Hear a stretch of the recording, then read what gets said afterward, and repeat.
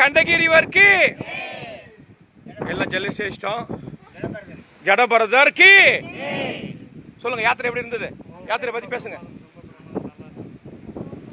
முக்தி நாராயண சேவிச்சுட்டு போறோம். சொல்லுங்க, எப்படி இருக்கு யாத்திரை எல்லாம்? வாசுதேவ சுவாமி அழைச்சிட்டு வந்தாரு. இங்க வந்து பல இடங்களை சுத்தி காட்டினாரு. கடைசியா இப்போ நாங்கள் ஜடபரதர் கோயில்கிட்ட நிக்கிறோம். இது மாதிரி பல இடங்கள் இன்னும் நல்லா சுத்தி காட்டி எங்களுக்கு அன்போட சாப்பாடு போட்டு அற்புதமா அழைச்சிட்டு போகணும். சாப்பாடு இல்லாமையா போறோம்? சொல்லுங்க.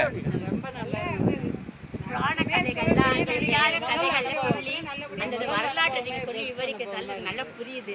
அந்த இடத்த நல்லா சேவிக்கவும் முடியுது. நல்லா அந்த புராணத்தை தெரிஞ்சுக்கிட்டு அனுபவமே எங்களுக்கு ரொம்ப சிறப்பாக இருக்குங்க. அதுதான் எங்களுக்கு டூருக்கு வந்து ஆத்மார்த்தமா எங்களை நல்லபடியா பார்த்துக்கிட்டு எங்கெங்க போய் காட்டணும் காமிச்சு மனம் சந்தோஷமா திருப்தியா சாப்பாடு சூப்பர். கூட்டின்னு வந்த ஒரு வார்த்தை சாமிக்கு ரொம்ப நன்றி. பேசுங்க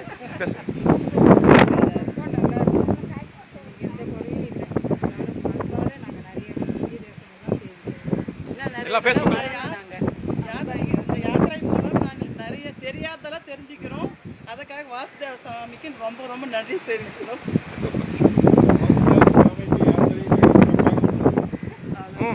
பேசலாமே. தெரியாம வந்தோம். வந்து பின்னாடி எல்லாரும் நிறைய தெரிஞ்சுக்கிறோம். கலந்து கொள்வோம். நீங்க சொல்லுங்க. சிபி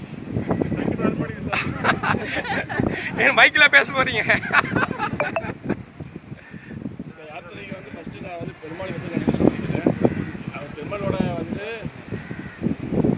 அருள் இருந்ததுனால தான் நான் இங்கே அப்போ தான் வாசுதேவன் சாமியை வந்து சந்தித்தேன். இப்போ மற்ற பாகவதர்களையும் சந்திச்சேன். நான் எல்லாத்துக்கும் நான் பெருமாளுக்கு வந்து நன்றி சொல்லிக்கிறேன். நான் முக்திநாத் யாத்திரை ரொம்ப அற்புதமாக ஆனந்தமாக அமைஞ்சதுங்க.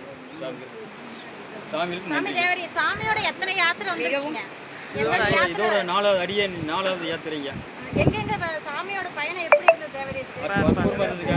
பத்ரிநாத் யாத்திரை, மலைநாடு யாத்திரை, துவாரகை யாத்திரை, முக்திநாத் யாத்திரை ரொம்ப அற்புதமாக ஆனந்தமாக அமைஞ்சதுங்க. அமைச்சு கொடுத்த வாசுதேவ சாமிக்கு நன்றி. பிரசாத